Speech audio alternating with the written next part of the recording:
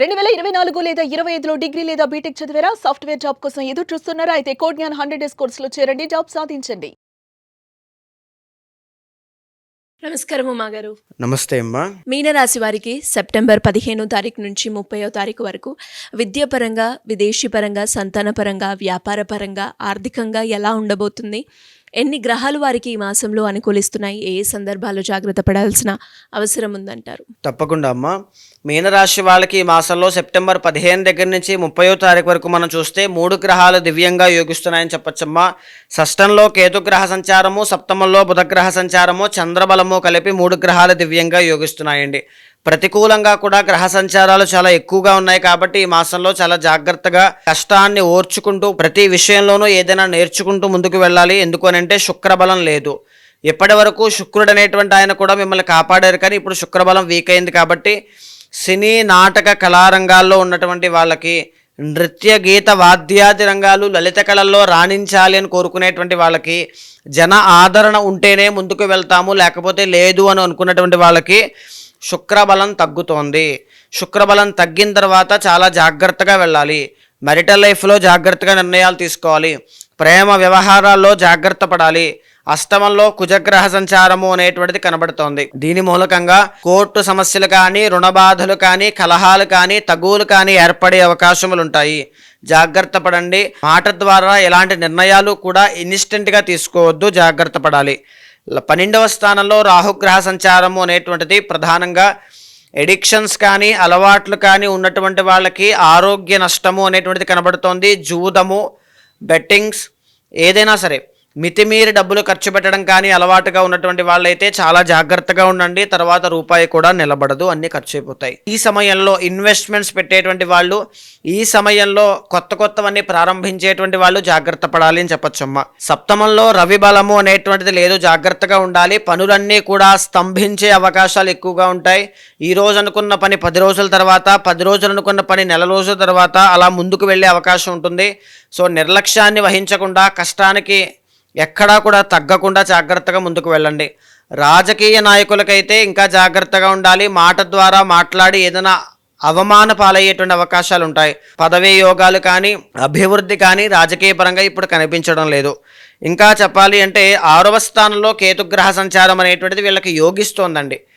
దీనివల్ల ఏం జరుగుతుంది అంటే నెగిటివిటీ ఏమున్నా సరే ఈ కేతుగ్రహం అనేటువంటి ఆయన స్పిరిచువల్గా తీసేసుకుంటారు.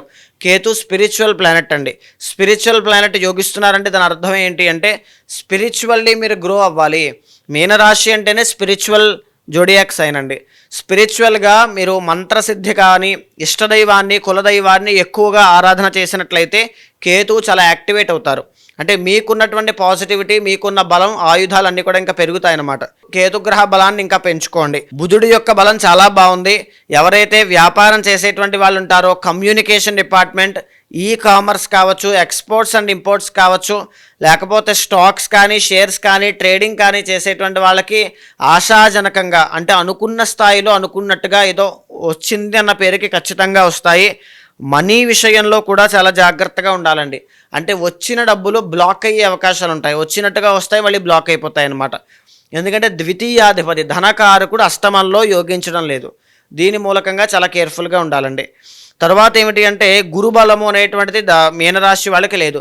మీరు 40 రోజులు ఓపిక పట్టగలిగితే 40 రోజుల తర్వాత నుంచి గురుబలం మీకు పెరగబోతోంది. పెరిగిన తర్వాత ధన ఆదాయం విపరీతంగా పెరుగుతుంది. ఆర్థిక సమస్యలు తీరుతాయి. అనుకున్న రేంజ్లో మంచి నేమ్ అనేటువంటిది, ఫేమ్ అనేటువంటిది చాలా బాగుంటుంది అని చెప్పొచ్చమ్మా. ఇంకా చెప్పాలి అంటే విదేశీ యోగం కోసం ప్రయత్నం చేస్తున్న వాళ్ళైతే తప్పకుండా అనుకున్నవన్నీ సిద్ధిస్తాయండి. విదేశాలు వెళ్ళాలనుకుంటే వెళ్తారు, కానీ అక్కడ సుఖపడలేరు. జాబ్ రాదు, లేకపోతే కష్టపడాల్సిన అవసరం ఉంటుంది. డబ్బులు ఖర్చు అవ్వడం తప్ప డబ్బు రావడం చాలా కష్టం అవుతుంది. నేర్చుకుందాం అనుకుంటే ఎడ్యుకేషన్ విషయంలో ఆటంకాలు చాలా ఎక్కువ వస్తుంటాయి. ఈ మాసంలో ఎడ్యుకేషన్ విషయంలో, నాలెడ్జ్ గెయిన్ విషయంలో చాలా కేర్ఫుల్గా ముందుకు వెళ్ళాలండి, లేకపోతే నష్టపోయే అవకాశాలు ఎక్కువగా కనబడుతున్నాయి. సో భయపెట్టేటువంటిది ఏది కాదమ్మా, జాగ్రత్త పడడం కోసమే ఏదైనా చెబుతూ ఉన్నాను. మీనరాశి వాళ్ళకి మీకున్నటువంటి గొప్ప వరం ఏమిటి అంటే స్పిరిచువాలిటీ, ఆధ్యాత్మికత. మీరు ఆధ్యాత్మికంగా మంత్రసిద్ధి కోసం ప్రయత్నం చేసినట్లయితే చాలా బాగుంటుంది అని చెప్పచ్చు. అండ్ మీరు ఏలినాటి శని అనేటువంటి దాంట్లో ఉన్నారండి. ఈ ఏలినాటి శని యొక్క ప్రభావం తగ్గడానికి రేవతి నక్షత్ర జాతకులైనా సరే, ఎవరైనా సరే, ఎందుకంటే రేవతి నక్షత్రం అనేటువంటి శనీశ్వరుడు యొక్క జన్మ నక్షత్రము. సో శనికి ప్రతి శనివారము తైలాభిషేకం చేయించడం కానీ, నల్ల నువ్వులు దానంగా ఇవ్వడం కానీ, అన్నదానం చేయడం కానీ, గ్రహణము యొక్క ఎఫెక్ట్ కూడా వీళ్ళ మీద ఉందండి. ధనం విషయంలో, డబ్బుల విషయంలో చాలా ఎఫెక్ట్ అనేటువంటిది కనబడుతోంది. ఎవ్రీడే ఓం నమ శివాయ అనేటువంటి మంత్రాన్ని చాంటింగ్ చేయండి. ప్రతిరోజు ఎర్లీ మార్నింగ్ చాంటింగ్ చేయడం వల్ల మీకు ఫాస్ట్గా సిద్ధిస్తుంది. లేదా శ్రీమాత్రే నమః అనేటువంటి మంత్రాన్ని కూడా చాంటింగ్ చేయొచ్చు. వీళ్ళకి ఈ మాసంలో కలిసి వచ్చే రోజు, వీళ్ళకి ఈ మాసంలో కలిసి వచ్చేటువంటి రోజు బుధవారం చాలా బాగా కలిసి వస్తుందమ్మా. కలిసి వచ్చే రంగు, పచ్చ రంగు, గ్రీన్ కలర్ చాలా బాగుంటుంది. కలిసి వచ్చే నెంబర్, నెంబర్ 5 అనేటువంటిది బిజినెస్కి కానీ దేనికైనా సరే, ఎనీ లాటరీస్ దేనికైనా సరే నెంబర్ 5 చాలా బాగా కలిసి వస్తుందండి. ఏ దేవునికి వీళ్ళు ఆరాధిస్తే బాగుంటుందంటారు ఈ మాసంలో? విష్ణుమూర్తి యొక్క ఆరాధన, నారాయణుడి యొక్క ఆరాధన, అది ఏ అవతారమైనా సరే నారాయణుడి యొక్క ఆరాధన శుభప్రదంగా అన్ని కలగజేస్తుందండి. ఎలాంటి పరిహారం చేసుకోవాలి అంటారు? ముఖ్యంగా చెప్పాలి అంటే నవగ్రహాల యొక్క అనుగ్రహం కావాలండి. శివాలయంలో నవగ్రహాలు ఉంటాయి. నవగ్రహాల చుట్టూ 9 ప్రదక్షిణాలు చేయండి. శనివారం నాడు కాస్త ఉపవాసం ఉండండి, లేదా హనుమాన్ చాలీసా పారాయణ చేయండి. తీసుకునే నిర్ణయాలన్నీ కూడా జాగ్రత్తగా తీసుకోవాలి. మితిమీరి డబ్బులు ఖర్చు పెట్టవద్దు. ఈ ఎడిక్షన్స్ కానీ వ్యసనాలు కానీ ఉంటే దాని నుంచి బయటికి రండి. ఇలాంటి ప్రికాషన్స్ తీసుకోండి. ఈ పర్సనల్ చార్ట్ అనేటువంటిది చెక్ చేసుకునే ముందుకు వెళ్ళండి. 12 రాశుల్లో ఎవరైనా కూడా వాళ్ళు ఏదైతే సమస్య ఎదుర్కొంటున్నారో దానికి సంబంధించి పరిష్కారం చేసుకోవాలి, మిమ్మల్ని అప్రోచ్ అవ్వాలి అనుకునే వాళ్ళు ఎలా మిమ్మల్ని కాంటాక్ట్ అయ్యే అవకాశం ఉందంటారు? తప్పకుండా అండి. అలాంటి వాళ్ళు ఎవరైనా ఉంటే మీకు కింద కనిపించే నెంబర్కి కాల్ చేస్తే మా వాళ్ళు మీకు పూర్తి వివరాలు అందిస్తారు.